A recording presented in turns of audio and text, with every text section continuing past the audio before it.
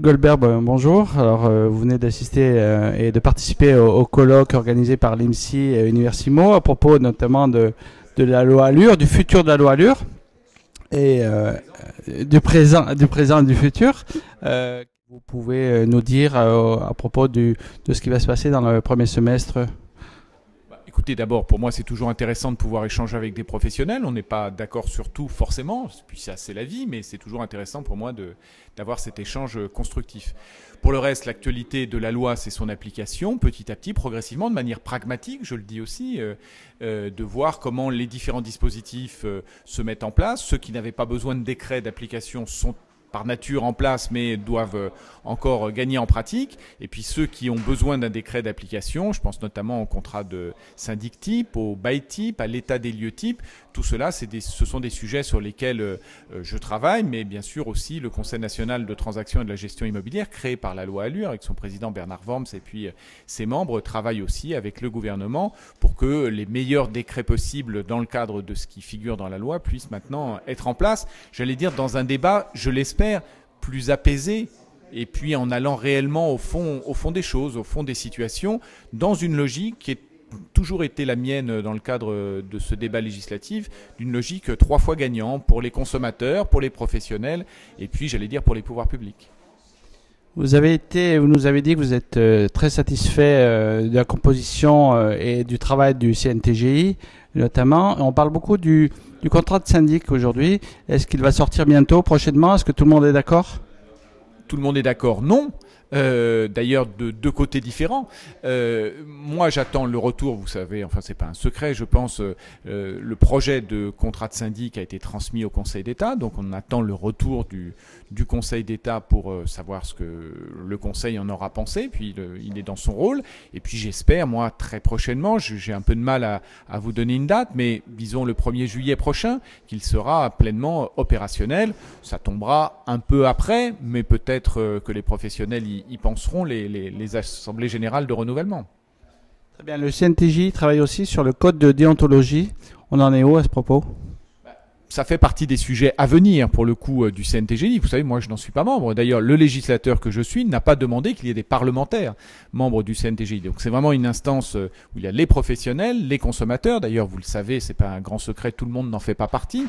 Donc, il faut aussi prendre en compte l'ensemble des acteurs du milieu. Mais ce qui est très important et ce qui était quelque chose qui figurait dans le livre blanc de la profession qui date de 2011, si je me souviens bien, voilà, c'est que cette question de la professionnalisation des métiers, d'une formation à la fois initiale et continue, d'un code de déontologie travaillé par les professionnels eux-mêmes, et puis d'instances de contrôle et donc possiblement de sanctions à la suite, c'est quelque chose qui fait un consensus, je crois, complet aujourd'hui et qui est capable de remettre de la confiance dans un secteur qui en manque beaucoup. L'élu que je suis sait que ce n'est pas seulement dans le milieu de l'immobilier qu'on est en manque de confiance dans ce pays aujourd'hui, mais force est de reconnaître aujourd'hui qu'entre les acteurs, que ce soit les personnels, enfin les habitants, ceux qui veulent être acquéreurs, qui veulent être locataires, avec les relations avec les professionnels, entre les syndicats de copropriété et les syndics, parfois aussi entre les professionnels eux-mêmes, cela peut arriver, il y a besoin de remettre de la confiance, et si je peux être utile en tant que législateur à cela, c'est ce à quoi j'espère. Et donc si ce code de déontologie peut être en place avant la fin de l'année, c'est ce que j'espère, 2015, avec la commission de contrôle qui est liée, eh bien, je pense qu'on aura tous fait œuvre utile. Daniel, est-ce qu'on ne peut pas déplorer qu'autour de la table n'assistent pas justement les représentants des mandataires immobiliers, parce qu'ils sont assez nombreux aujourd'hui? Autour de la table, de quelle table parlez-vous? CNTGI. Du CNTGI. Mais comment dire, la composition du CNTGI, ça fait l'objet de beaucoup plus que de discussions que l'intérêt de créer un conseil national. Hein. Bon, on a abouti dans le cadre de la loi Allure à un équilibre qui est la composition actuelle, insatisfaisant encore une fois pour nombre d'acteurs qui n'y figurent pas. Je dis maintenant, laissons l'instance travailler.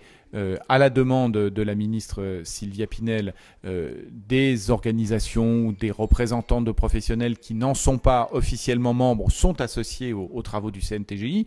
C'est une instance nouvelle. Laissons, j'allais dire, le bébé, même si les membres sont loin d'être des enfants, ce sont des gens qui sont tout à fait au fait des sujets travaillés, et on fera peut-être le bilan d'ici quelques temps.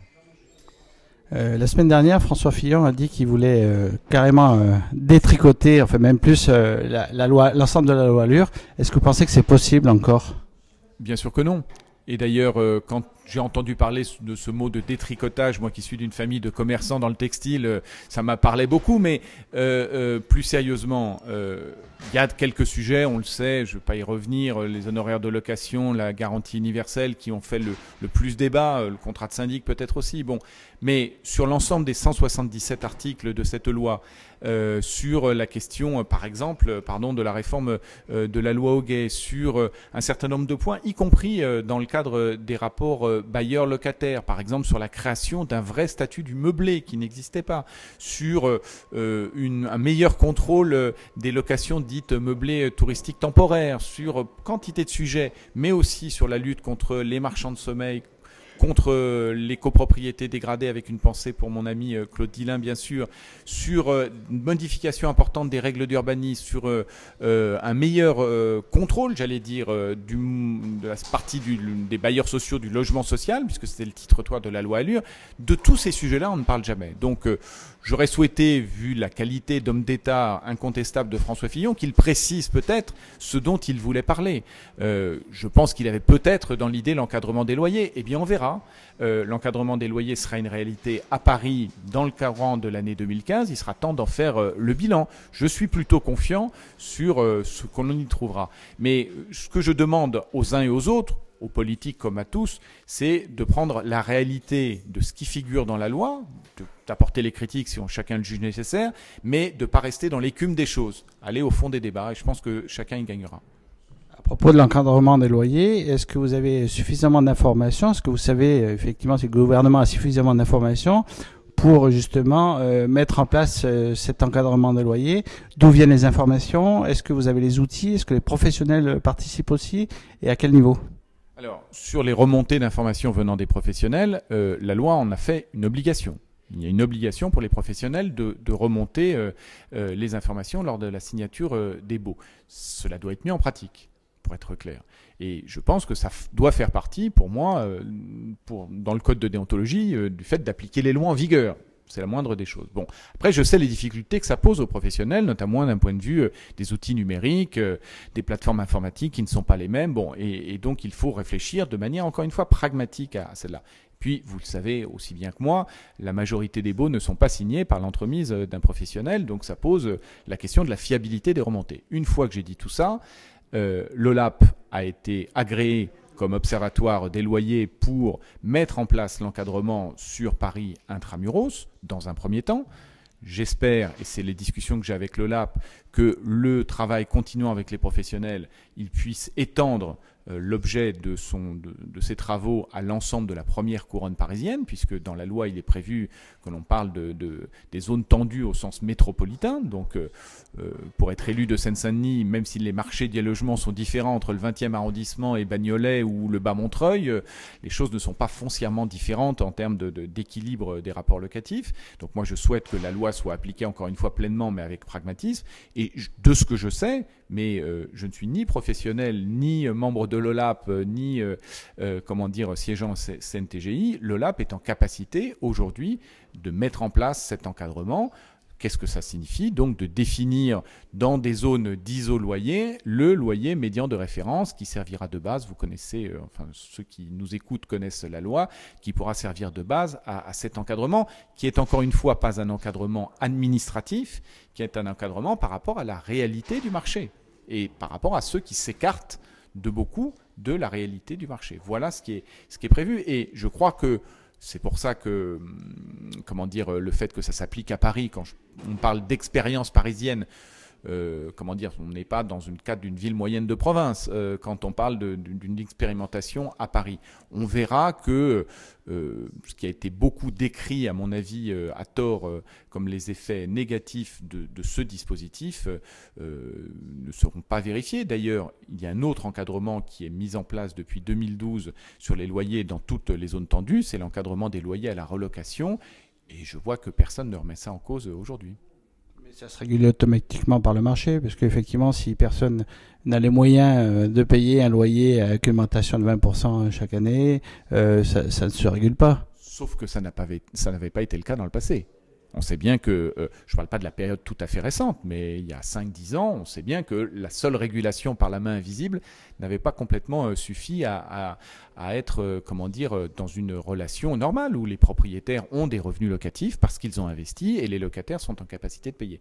Aujourd'hui, on est quand même dans une situation où, par à la fois l'augmentation de la population globale dans notre pays, 2, par une certaine concentration dans les métropoles et donc dans ces zones dites tendues, et en particulier en Île-de-France, en PACA, dans un certain nombre de régions frontalières.